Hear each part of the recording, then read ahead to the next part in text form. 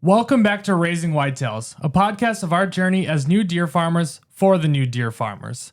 Last episode, we talked about touring farms and how it's very important before you actually make any big decisions. This episode, we are talking about the big preparations before you actually build anything on your farm, which is going to be zoning, permits, and fence layouts. Also, make sure to stick around for the very end as we have another featured buck this week, and it's a good one. I'm your host, Aaron Haig, and with me is my dad, Jeremy Haig, the owner of Haig Valley Whitetails, and my brother, Isaac Haig. First, we're going to be talking about zoning and local laws. It's very important that you make sure to check these out for your state and your county because it could be the decision of your farm. I'm going to hand it off to my dad and first ask him, how did we figure out our zoning here on our farm? Well, one of the first things you got to know is that what we have to do may not be what you have to do. So at this, I'll tell you exactly what I did as I'm sitting in my chair in my living room trying to figure out how am I going to start this thing. Last episode, I mentioned that I simply emailed Keith Warren and he told me to get a hold of Vanessa and start the farm tour. So that was last episode. And then once I found out all this stuff and he had mentioned to me, hey, you've got a lot of decisions to make. Don't make any decisions right away. Just go do your farm tours. And then these are the decisions that I was talking about that you have to go through to even see if you can have a deer farm on your land. So as far as zoning goes, I simply called the local township of Hammond to see who I had to talk to about zoning and then find out what our land was already zoned for.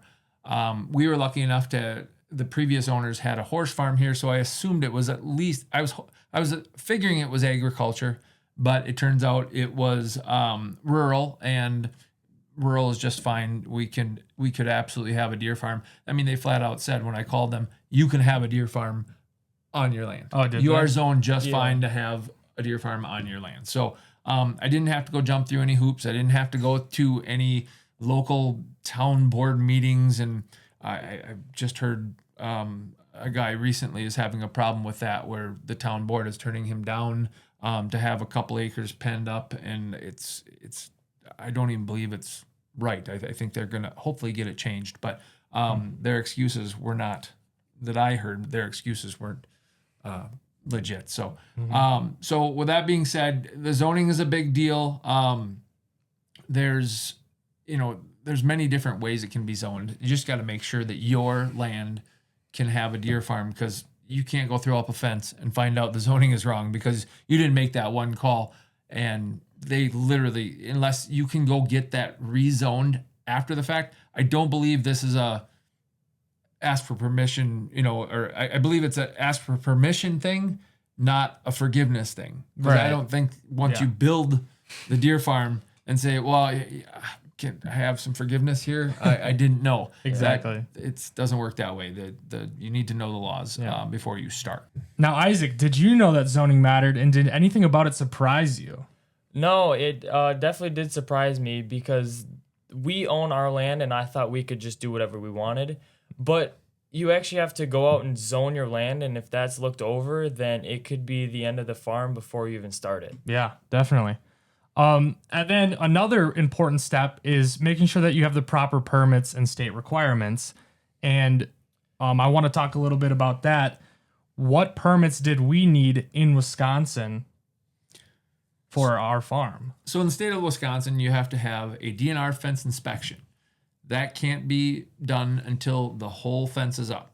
And it's a $50 charge. The local game warden comes out, takes a look at your fence, makes sure it goes to specs. And the Whitetails of Wisconsin, I call kind of the deer Bible type of a thing, has all those things in it, as well as if you go to the DNR website, it'll tell you that it's got to be 8 feet tall. It tells you that, the gaps between the wires are a certain length, width, and height, and whatever.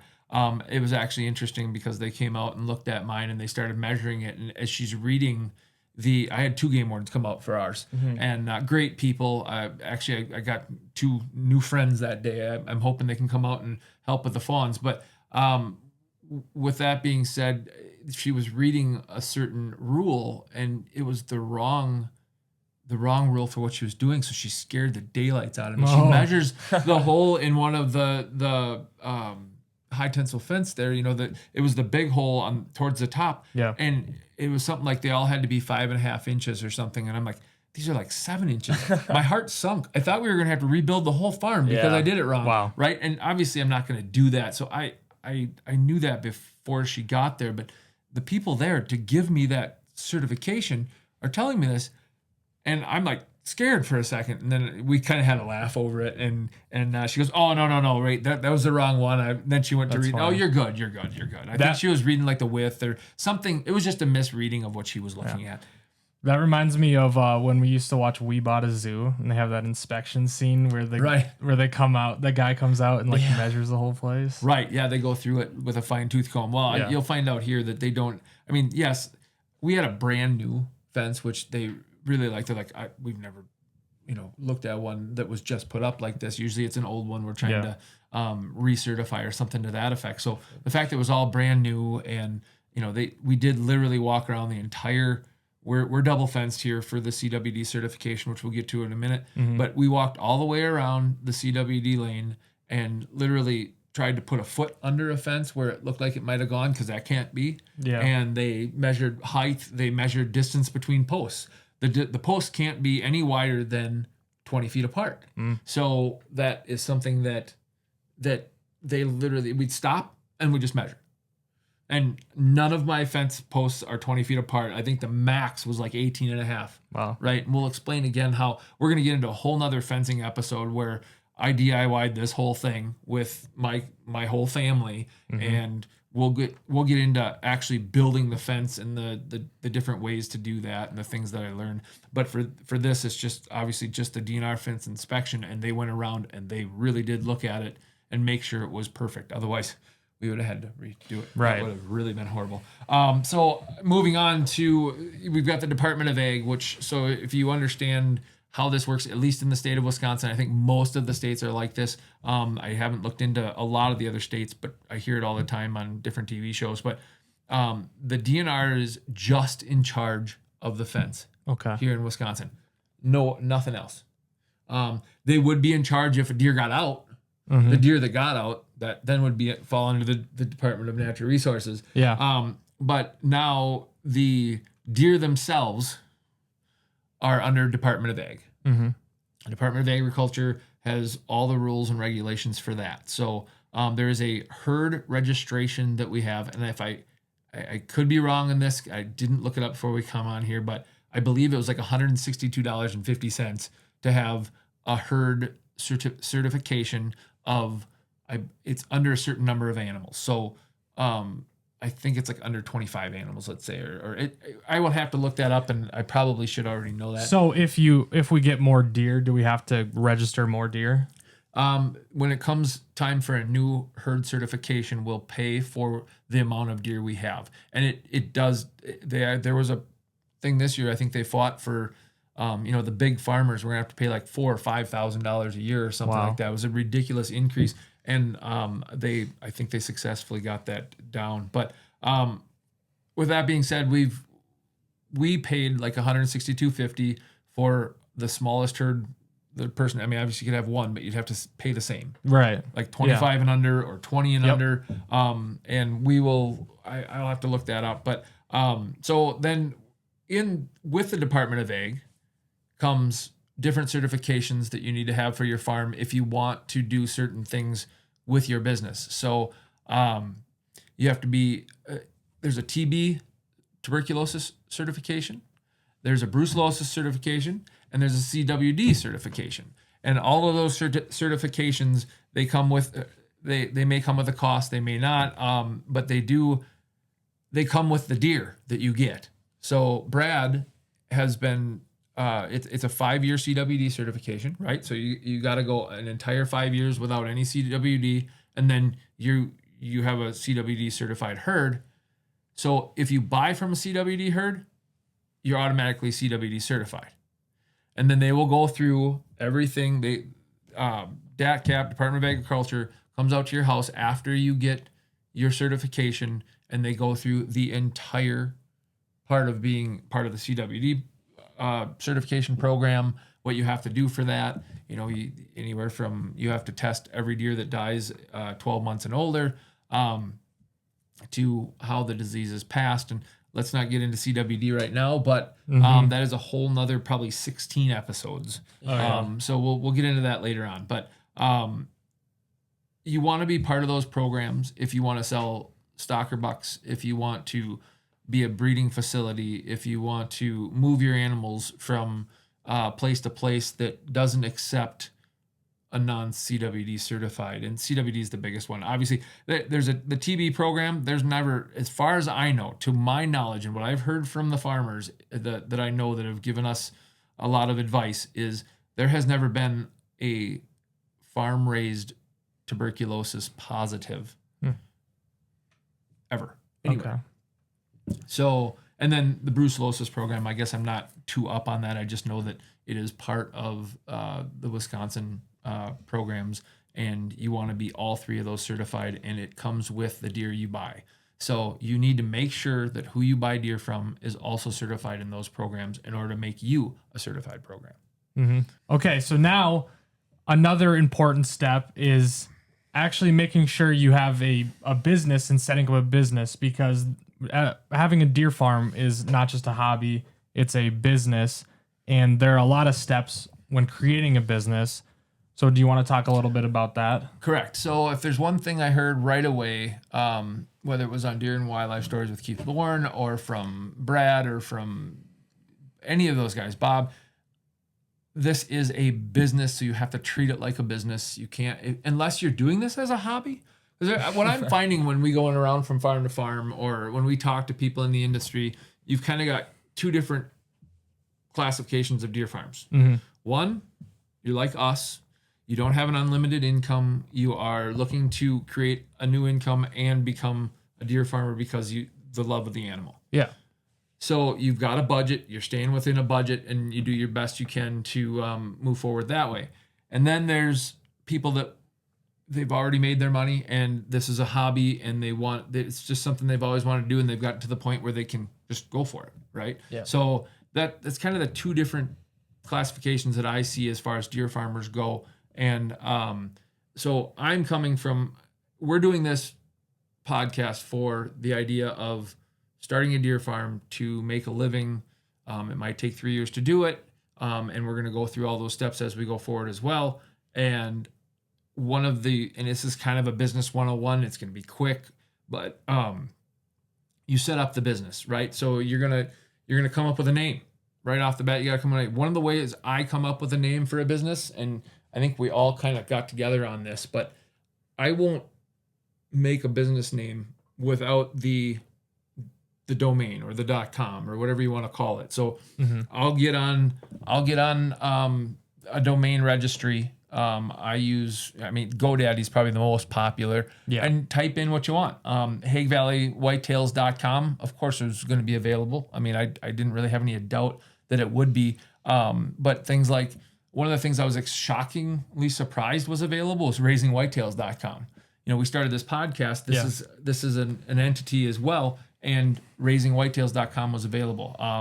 And I'm kind of one of those that if I have a business idea, I go straight to that right now. I start typing in, and anything that has anything to do with what I'm going for.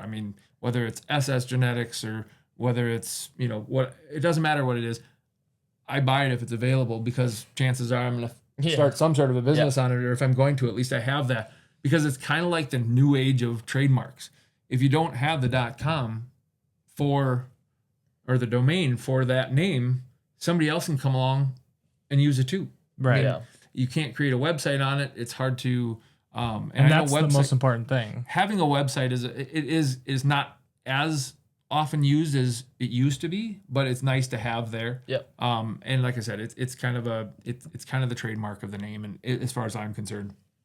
So I will do that, and after I find the name, make sure the domain's available, then I'll set up a Google Workspace in order to get the email, because once you have a domain, it then allows you to set up the Google Workspace in Google, and it allows you to have the email that works directly with your name. So Ours is jhaig@HaigValleyWhitetails.com, Ahaig Aaron Ahaig@RaisingWhitetails.com. And then you can go forward with a much more professional look when you have that domain and that email and that the website, and then you can get all the social medias, the Facebooks, the Instagrams, the TikToks, all that can go all back to that same domain and the name.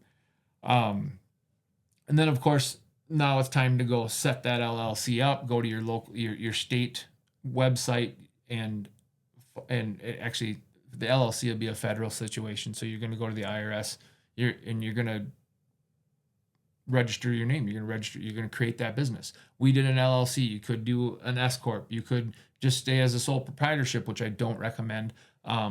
But we can get into business 101 more later on if we want to. But at this point, just go create an entity for your business, get yourself a federal tax identification number, and register with your local Department of Revenue. And I tell you what, one of the best parts about starting a deer farm with your family is the amount of stuff I've taught these two right here just from doing that is just because I've never started a business with my family. I've always started businesses with other business partners or on my own or whatever the case might be. I learned this all my, way long time ago. I'm 51 now, so probably back when I was 17, 18, 19 years old. But you got Isaac here that didn't realize zoning made a big difference. He thought you could just do whatever you want on your land. That's something that my 16-year-old learned because we started a deer farm. That's what I love about this family business. They just learn so much as we go. Free education, basically. You don't have to go to school for this. I always said, if you want to learn how to start a business, if you want to learn business, go start one.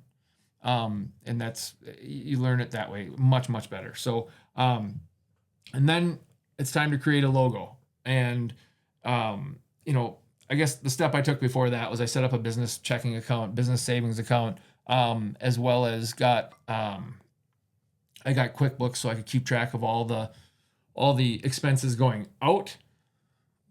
They keep going out.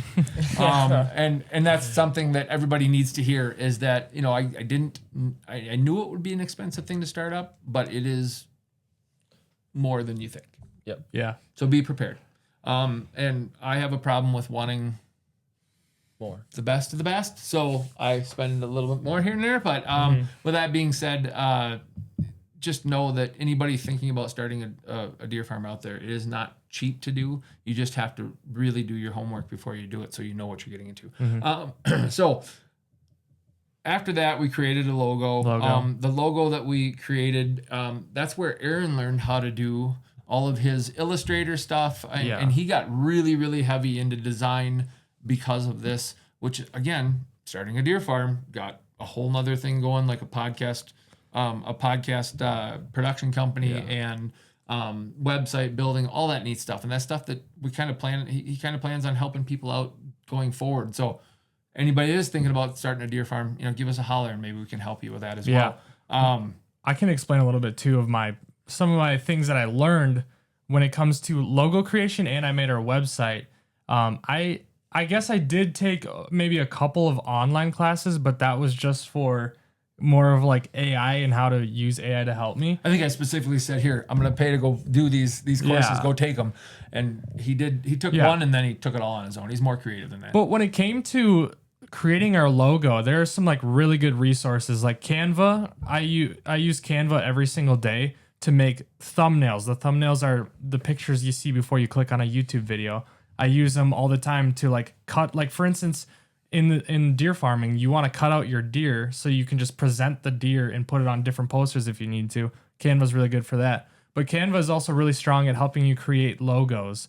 So if you want to go more of a cheaper route, Canva is really awesome. But I decided to go with Adobe Illustrator because I got like a free trial. And all I did was searched on YouTube, beginner's guide to Adobe Illustrator, how to make logos. Or I just scrolled on TikTok.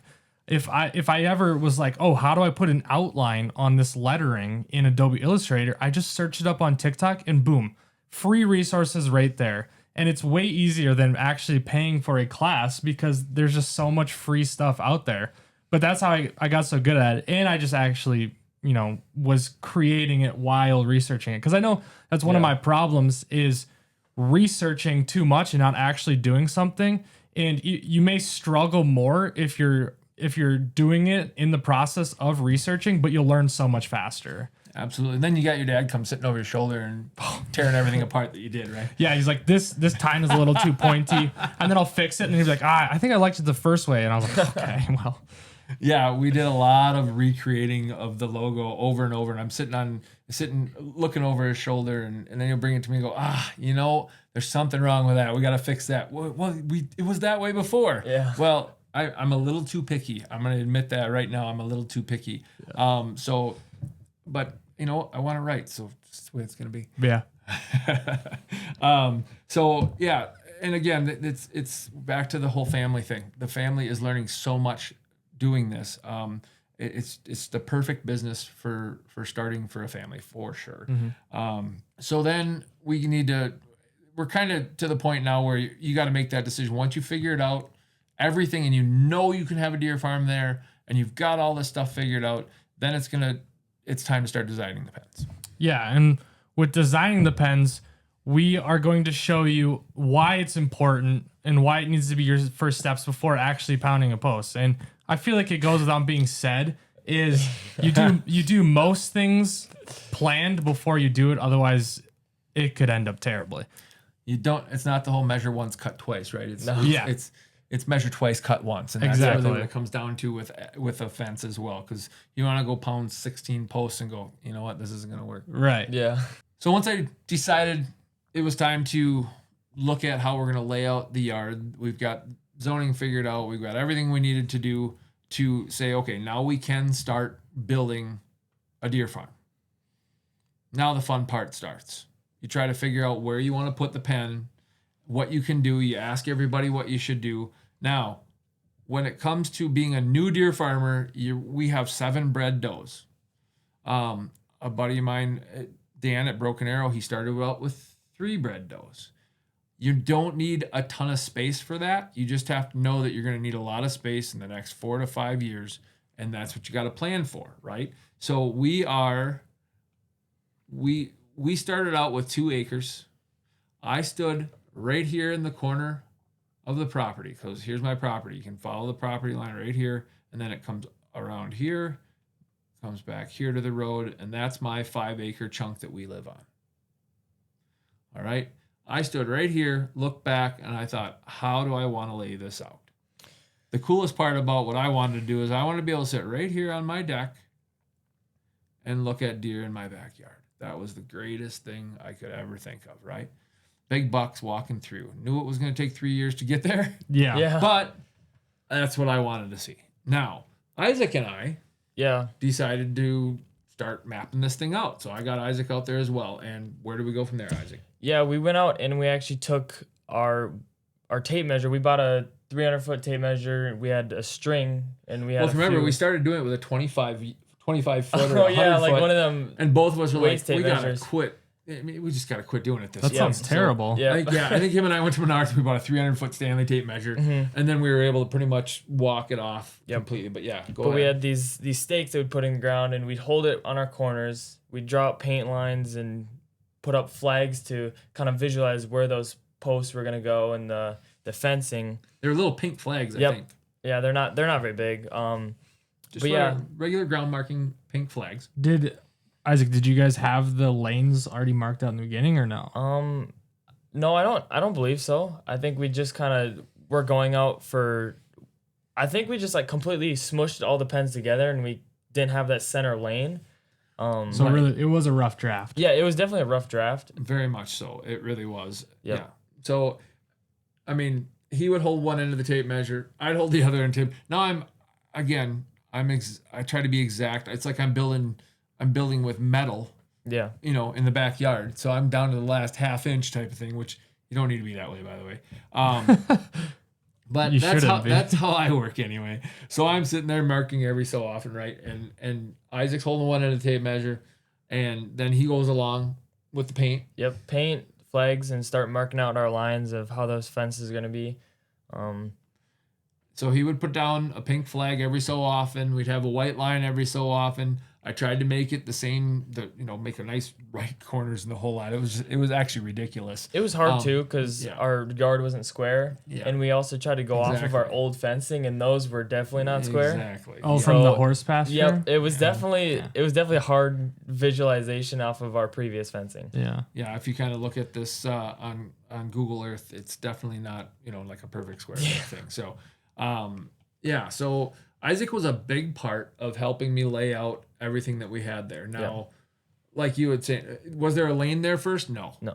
It was more. It was 2 pens. It was 2 big pens. It was 1 big pen here, and it was a big L here in the backyard. And so then I made a bunch of calls, and people started telling me what I should, what will be better to do, right?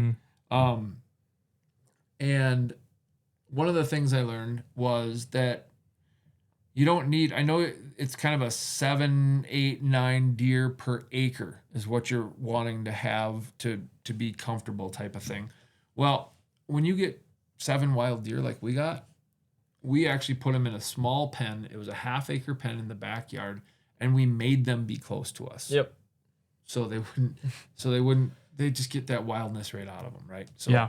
All right. So then what I ended up doing was realizing, and I don't know how many people realize this, but if you don't, Google Earth has the ability to map this all out on your property with lines and colors, and I'll show you that right now, what I actually did, and then I'm going to map one out. But here is a layout of it. This is kind of a 5-year plan.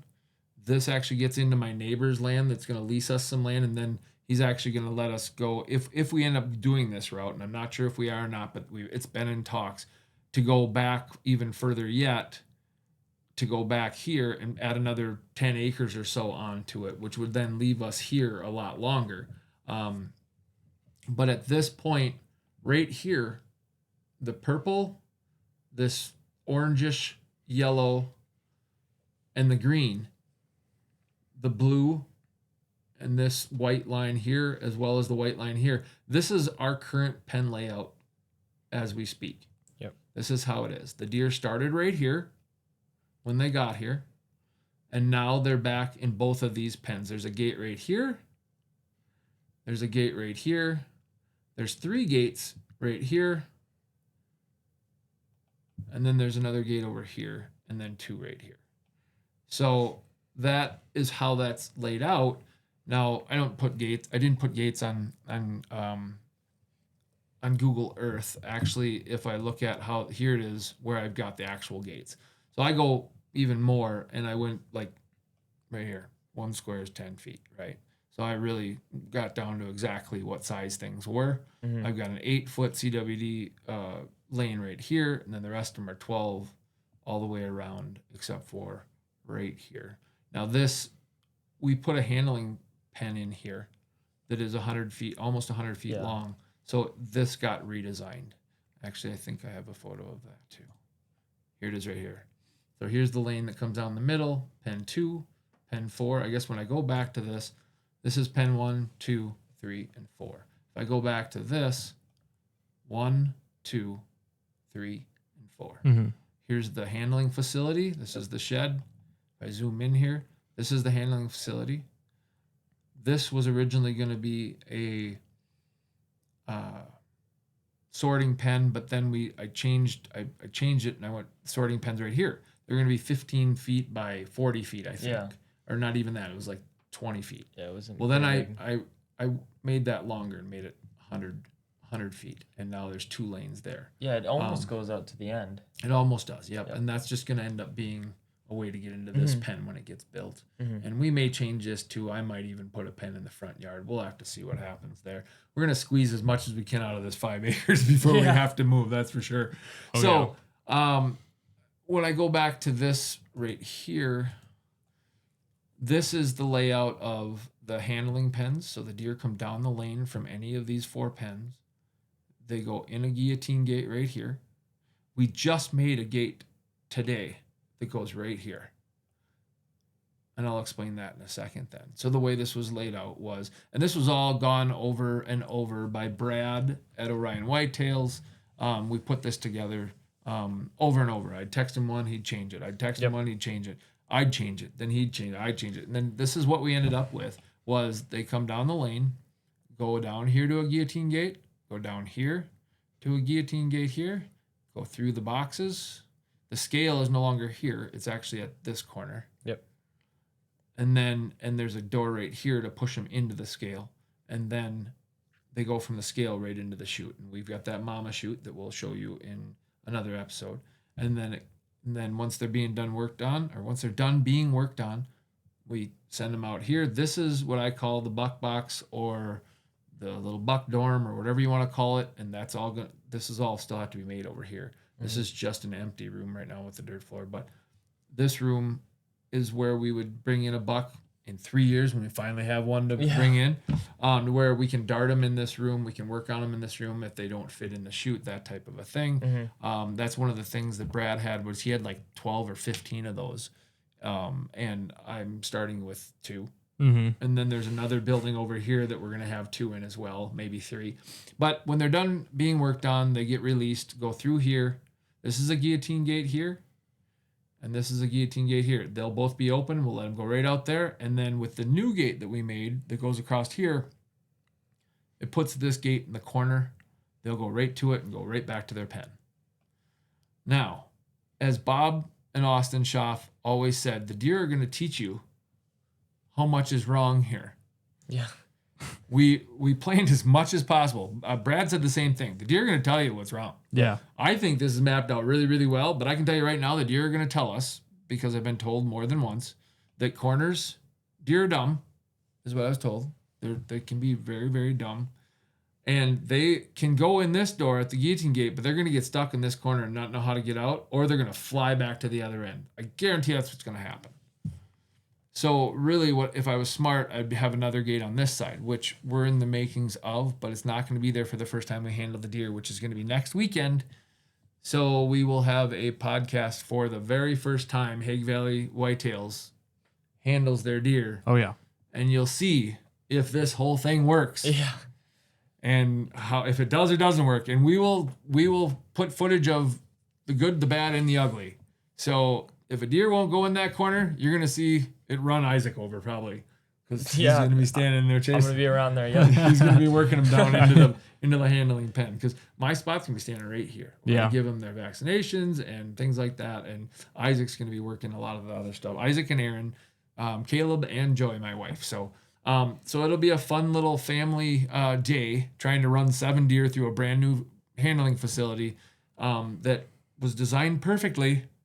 Wink, wink. We'll see. I have no idea. Yeah. Who knows? It's never been ran through. So we'll see what happens, and I will tell you if this does not work without a gate here, and then I will get that gate there right away after that. So, so that'll be kind of fun. Other than that, as far as what I do want to show people is I want to show people how. I'm just going to draw one pen right here, and it's been a little while since I've done this. Isaac, mapping everything out, did it help you visualize before you built the fences? Yeah, it did, definitely, because I didn't know really how we were going to have it set out, obviously, with our flags, but we first started with our flags, and then Dad ended up making one of these layouts on his computer, and it definitely gave a better visual of what it was going to look like, and especially with a top view, because it's hard to see how big our property is. Right. Did you guys reference this often when you were actually pounding and stretching fences? Yes, we did. We would constantly go back and look at it to make sure we're still, going off of how we have it laid out, double checking that we have our zones in the right spot, our 4 pens where they need to be. So yeah, it definitely helped a lot. It's a good thing that everyone should do, and take a lot of time into it as well, because it's a big planning process, and you don't want to go sloppy with it and have it be, because this is like the final draft. Yep, Like the rough draft is putting the lines down, spray painting, putting Yep. flags down. This is the rough draft right Yeah, here. this is Or the this rough- is the final the draft. final, yeah, the final. But the final draft is going out there and actually building your fences. That's where it really gets down to That is true. perfection and how it's all gonna be. But That is true. yeah, it definitely helped a lot. If you have never used Google Earth before and you want to design a pen or something, just give yourself different options. Then you can print it out. I took screenshots of it and I sent it to people so they could look at it, change it, tell me what I'm doing wrong. So here's the first thing you do. You click on this little ruler, all right, and it gives you a little pointer. You just click once, and then you can drag it out. And this is how one of our back pens is. So I went 300 feet. I remember it. Okay, so I went 300 feet, and then I believe I did another 100 foot across. So there's 400 feet, and then kind of make that rectangle as perfect as you can get it. I mean, that's how I am anyway. So, I mean, that it's as easy as that's a pen. Originally, that was my pen 1. It was a full acre. It tells you on the right side how big it is. Area is right here. You can change this to, I went to acres. All right. So that makes it 0.69 acres. And it's a 801 foot perimeter. You can change them. Now you can grab one of these and you can change it to whatever size and put it wherever you want. If you want to make it bigger, smaller, whatever. Now for me, I went and I wanted to divide this pen up because I wanted to make, 2 smaller pens or whatever that you need to do. And then if you look at this picture, I put the divisions in. I actually made those separate after that so I could change the colors of them. Mm-hmm. So from that scenario, you can make this a smaller box and then change the color and decide, okay, this is where I want this. And then when you print it out, you can go put your gates in wherever you want to put them. But this gives you a good starting point as far as what your pens are going to look like, where you're going to put them, and how big they're going to be, and to kind of plan that idea of I'm going to have so many deer in each pen and where you can change them. Yeah. That's kind of long, short how to use Google Earth. I highly suggest that you use it because it really takes a lot of the guesswork out. And then when you go to actually building it, you can then take the measurements because this is unbelievably accurate. Yeah, I'm seeing that. The 300 feet is right on the money when we went and built it. Mm-hmm. You're going, well, how can a satellite tell you that that's 300 feet? It's crazy. I don't have any idea, but it sure does. And it worked out great. Our pens turned out exactly like I designed them on Google Earth. So yeah, you don't have to go spend a whole bunch of money on different architectural software and things like that. You can just use Google Earth. Yeah. So there you go. Awesome. Before we move on to the featured buck of the week, I just want to talk a little bit of current events on Hague Valley Whitetails right now. You guys, I'd say, I didn't really do anything. You do so much, Aaron. Don't sell yourself short. Come on. You guys had just finished not only building a gate from scratch, but just hung it up, and it's going to be used this Saturday. So, Isaac, you've taught yourself welding. Yep. You welded windows, you welded guillotine gates, but I feel like welding this massive gate was so much harder. Explain a little bit. Was it harder or was it just easy? I personally thought it was gonna be harder, but it really was easy because there wasn't much to weld besides just those joints. And Dad made it so those joints came together pretty well. And it would have been hard if I started welding on this gate, but because I started welding way before we came up with the idea to build a gate, I've had a lot more experience. Did you tack weld it or would you? I TIG welded. Okay. So yeah, it was definitely a lot easier than I expected it was, especially with Were you able to? I remember I came out and you guys were worried that you weren't going to be able to line things up nicely. Yeah, we actually had these big tables that we had it laid out on, and we used magnets to. My fear was, and here goes the perfectionist in me again. Yep. I need it exactly square, and I didn't have the jigs to make it exactly square. So I cut everything the same exact length and width and height and the whole lot. And you know what? It came out. It came out really well. Exactly. It came out exactly the way I wanted it. It was also hard too because we had to take those table saw arms that hold up your wood to hold up our, what are those called? The rollers. Oh, just roller supports. Yeah. Yeah, we had to use roller supports to support the other end of our fence because our table wasn't big enough to hold this big gate. So it's definitely not a production situation. No, it is make one gate and then figure out how to do it better next time. But at this point, it came out really well. It came out. Yeah, it came out. It looks square. sharp. It took a lot longer than the pros do, but it looks really close to what they do. Yeah. Except for a couple of holes I put in I shouldn't have. But we won't go there. There's no reason to talk about that mistake. But after Isaac welded it, you went and stretched the fence across it. You tied all those knots, whether it was right or wrong. Yeah, well, it turned out to be right. It's just a little bit harder. Yeah. My wire twisting ability is not that of a professional. So it looks just fine. Matter of fact, nobody would probably know but me and now you because you saw it today. But it was a tying wire into a frame, which we've done. We have in our... There's man doors. In our backyard, and I'll put this up here and we'll show this. In the backyard, right here, and I'll zoom in. Right here on this concrete slab, we have a man door that was made by, I didn't make all the gates for the farm. I actually bought them from the guy we bought all the supplies from, John at Straight Line Fence. And he made 2 man doors that fit right here, which we'll show in some, we'll get pictures and show them up here, the actual what they were. But those are put in right here, and you have to tie them into the fence. Mm-hmm. So you wrap that, you cut a hole in the fence and you wrap them in there, and you've already got a stretched fence. So that was a learning thing as well. But to be able to tie something in like that is not an easy process, I found out. No. And I had to do the same thing with the fence on the gate, was tie the fencing onto the gate that we made.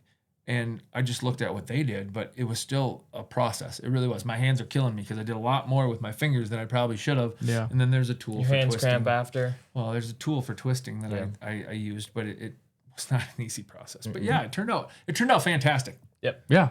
After like 20 hours of work. Yeah. And we installed it today, and as we said, we are going to be handling our deer for the first time on Saturday. So the fence will be tested.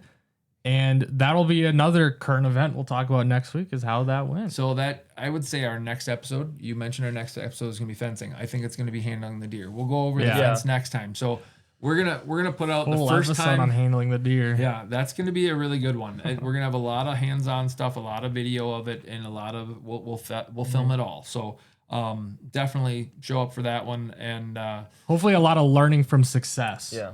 Correct. Yes. I foresee nothing going wrong. The deer are going to come through nice and calm. We'll give them their shots and send them back out because it's a vaccination thing. We're giving them 2 vaccines that they can pass on to the fawn, and one's a dewormer, and the other one's a vaccine also that they pass on to their fawns. You give them 30 to 60 days before they have fawns, and then the fawns are vaccinated as well. So that is the goal for this coming Saturday, and then it'll be on the podcast for the following Friday/Saturday morning. Yeah. Awesome. All right, let's get into the featured buck of the week. The featured buck of the week is Tannerite from Solid Rock Whitetails, owned by Tony Maddox. Let's get into the buck breakdown. Tannerite is a well-proven 7-year-old buck at Codon 96. He is a GS with a GEBV of -0.006. He has a great lineage. Let's take a look at it. So here's Tannerite's NADAR certificate. His NADAR number is 334796, and here's his lineage.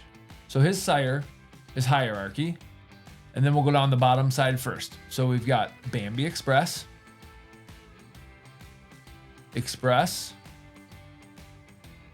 King Express,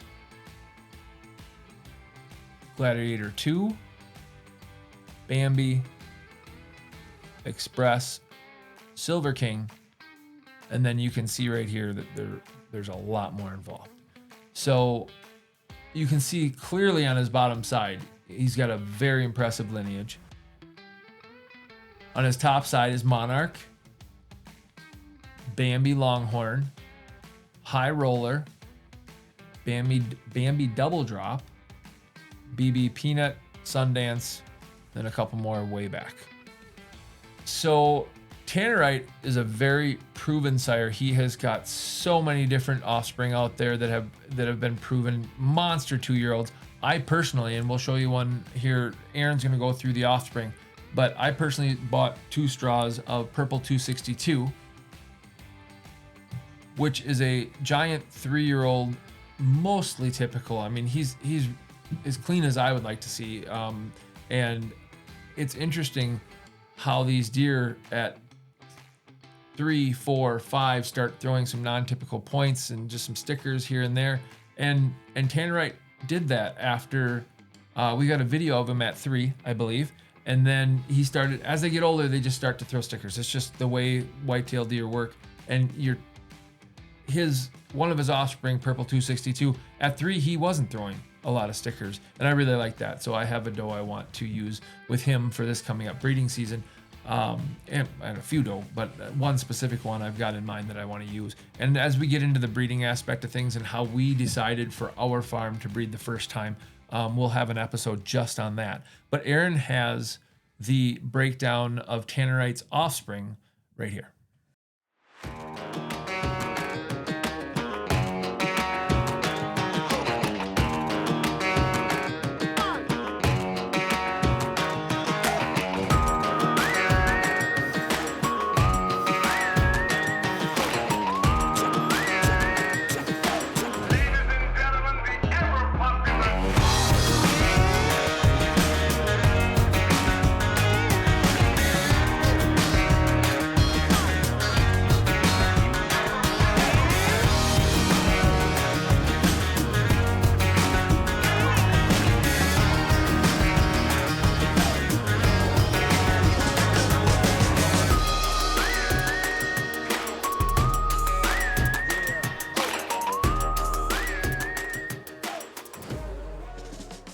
That was Tannerite. If you're interested in Tannerite himself or any semen available, make sure to contact Tony Maddox at 859-556-7253 or at solidrockwhitetails@yahoo.com. Thanks for tuning in to the Raising Whitetails podcast. If you have any topics that you'd like us to cover, make sure to drop them down in the comments, as well as subscribe, like the video, and turn on that bell for notifications so you know when we post videos and you get more content from us. The next episode will be of our family for the first time handling our deer. So make sure to tune in for that one. Thank you guys for watching, and we'll see you in the next one.